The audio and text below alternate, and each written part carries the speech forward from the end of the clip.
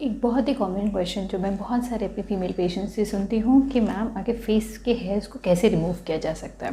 तो ये वीडियो है इसी के बारे में, फेस के हेयर्स को आप कैसे सेफली रिमूव कर सकते हैं without any complications, side effects और reactions. So hi, I am doctor Pooja Gupta, MD dermatologist, skin care clinic Bhopal से।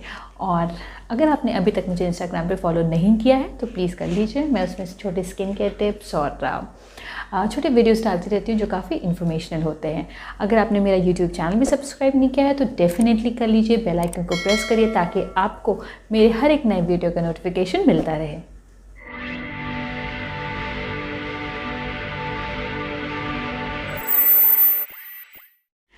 First thing first, let's talk about threading. Threading सबसे इम्पॉर्टेंट और एजेस से चला हुआ प्रोसीजर है। इसमें बेसिकली फॉर गुड रिजल्ट्स हम ऐसा कुछ प्रोसीजर चाहते हैं जो कि बाल को जड़ से रिमूव करे।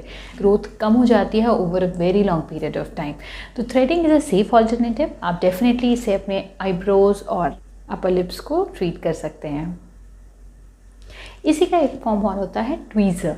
ट्वीज़र में हम क्या करते हैं, एक छोटे से पिन की मदद से वी ट्वीज़ इट आउट या pull out all the hairs.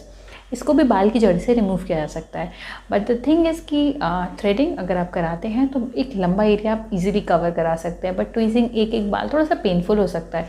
दूसरी चीज़ की ट्वीज़िंग में बाल बीच से टूटने के बहुत ज़्यादा चांसेस होते हैं। तो होता क्या है, आपने आज ट्वीज़िंग किया, 3 डेज़ बाद आपको फिर से ग्रोथ दिखने लग गई।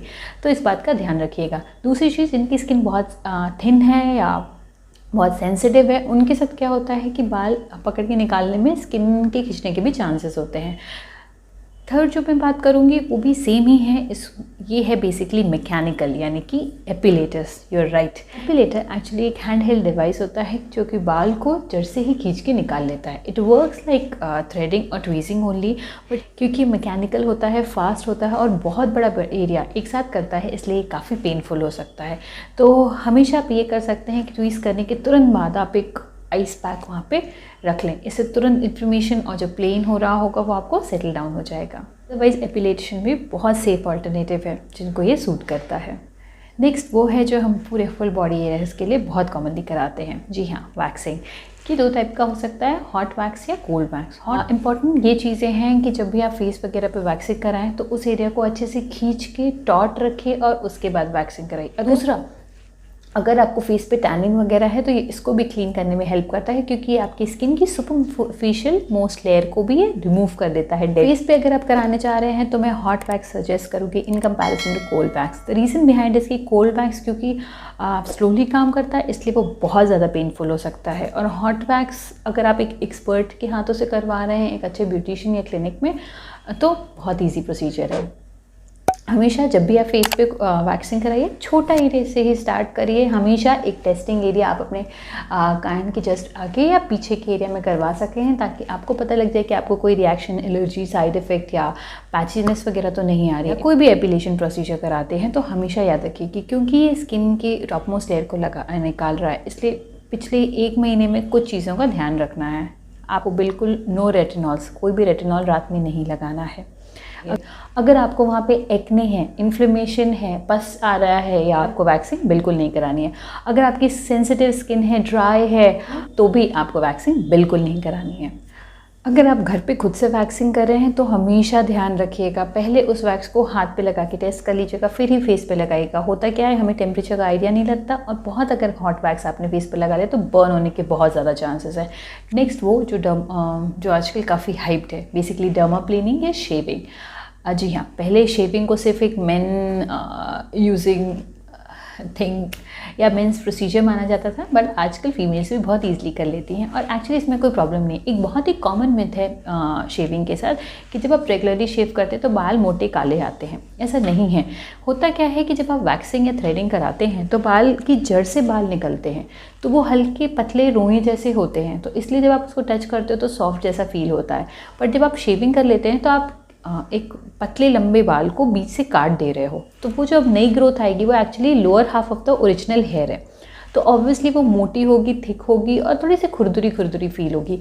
इस वजह से लोगों को लगता है कि उनकी ग्रोथ बढ़ गई है। दूसरा, ऑब्वियसली वैक्सिंग में अगर बाल जड़ से निकल रहे हैं तो ग्रोथ आपको 10-15 डेज बाद आएगी, बट अगर आप शेविंग कर रहे हैं तो वो तो बीच से कट गया, तो वो ग्रोथ चल रही है, तो वो आपको 3 to 4 डेज बाद आपको फिर से हेयर दिखने लगेंगे। आप शेविंग करते हैं तो हमेशा एक यूनि डायरेक्शन में और बाल की डायरेक्शन में शेव करिए, कभी भी उल्टा शेव नहीं करना चाहिए। इससे होता क्या है, सूडो फॉलिकुलाइटिस यानी कि बाल की डायरेक्शन चेंज हो जाने की वजह से वो स्किन में ही निकल के वापस आ जाता है और तब वहाँ छोटे छोटे पस्ट्यूल्स यानी कि छोटे छोटे फॉलिकुलाइटिस या पिंपल जैसे दाने निकलने लगते हैं।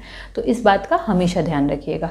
दूसरी चीज़, हमेशा स्किन को पुल करके आपको शेविंग करनी है। सेंसिटिव स्किन है, ड्राई स्किन है, तो हमेशा पहले एक मॉइस्चराइज़र या हल्का कुछ बॉडी लोशन या ऑयल लगाने के बाद ही आप शेविंग करिएगा। डायरेक्टली शेव करेंगे तो आपकी स्किन की टॉप मोस्ट लेयर खींचने का भी बहुत ज़्यादा चांसेस है, जिससे आपको पैचीनेस या रेडनेस या ब्लैकनेस होने के चांसेस हो जाते हैं।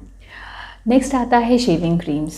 बॉडी के साथ साथ लोग इसे फेस पे भी यूज़ करते हैं। इसमें कैल्शियम थायोग्लाइकोलेट या पोटेशियम थायोग्लाइकोलेट होता है। बेसिकली ये करता क्या है, बाल की जो आपस की बॉन्ड्स है उसको कट कर देता है और बाल वहीं पे थोड़ी देर 10 to 15 मिनट्स लगा के जब आप इसको रिमूव करते हैं तो उसके साथ बाल भी निकल जाते हैं।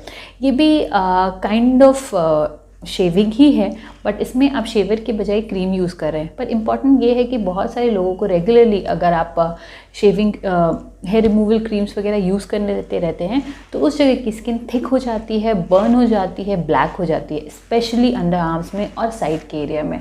तो फेस के लिए तो मैं इसे बिल्कुल भी रेकमेंड नहीं करूँगी। Last but not the least, laser hair removal. Laser भी बहुत सारे टाइप्स के हो सकते हैं जो हेयर रिमूवल के लिए यूज़ किए जाते हैं। एनडी-आर्क, क्योस्विस्ट एनडी-आर्क, IPL या डायोड लेज़र, ये सब काफ़ी इफेक्टिव है। बहुत बड़े बड़े एरियाज़ के लिए काम यूज़ किया जा सकता है इसको। आप इसको face hair removal, under arms, private parts, bikini जिसको बोलते हैं laser hair removal, body laser hair removal के लिए यूज़ कर सकते हैं। इसका फ़ायदा ये होता है कि बहुत दिनों तक आपकी ग्रोथ ना के बराबर रहती है और आपको वैक्सिंग, थ्रेडिंग, ट्वीजिंग या इस तरह की किसी प्रोसीजर से बिल्कुल आराम मिल जाता है। पेनलेस होता है, सेशंस भी किया जा सकता है और इसके ऊपर मैं ऑलरेडी एक वीडियो बना चुकी हूँ, उसका लिंक मैं डिस्क्रिप्शन बॉक्स में और ऊपर टैब में छोड़ दूँगी, आप ज़रूर जाके उसको देख लीजिएगा। जो सारे प्रोसीजर्स मैंने बताए ये सारे टेम्प्रेरी हैं, यानी कि बाल को कुछ दिन के लिए हटा देते हैं और फिर से बाल की ग्रोथ हो जाती है। पर परमानेंट के लिए आपके पास एक ऑप्शन है जिसको बोलते हैं इलेक्ट्रोलिसिस। इसमें बेसिकली क्या होता है, एक इंस्ट्रूमेंट की मदद से बाल की जड़ों को बर्न कर दिया जाता है। अगर आपका बहुत बड़ा एरिया है तब ये थोड़ा प्रॉब्लमैटिक हो सकता है, पर अगर आपको कहीं एक पर्टिकुलर एरिया में, इतने एरिया में या लोअर चिन के एरिया में बहुत थिक, मोटे, काले, मैन जैसे आदमियों जैसे काले बाल निकल रहे हैं तो आप आराम से इलेक्ट्रोलिसिस के लिए जा सकते हैं। ये एक सेफ प्रोसीजर है, रिजल्ट्स अमेजिंग है। इसके बाद आपको धूप से बचाना रहता है और ज़िंदगी भर के लिए आप हेयर फ्री हो सकते हैं। लेज़र हेयर रिमूवल के ही वीडियो में हमने इलेक्ट्रोलिसिस पे भी बात की है, तो आप उसको डेफिनेटली जाके देखिएगा। उम्मीद है कि मैंने आपके हेयर रिमूवल से रिलेटेड बहुत सारी क्वेरीज़ को सॉल्व कर दिया होगा। अगर फिर भी कुछ रह जाता तो आप कमेंट बॉक्स में ज़रूर छोड़ दीजिएगा, मैं डेफिनेटली उसका आंसर करूँगी। अगर आपने चैनल सब्सक्राइब नहीं किया तो चैनल सब्सक्राइब करिए, लाइक का बटन ज़रूर दबाइएगा, ये मुझे इंकरेज करता है कि मैं और ऐसे इन्फॉर्मेशनल वीडियोज़ बनाती रहूँ। Thank you.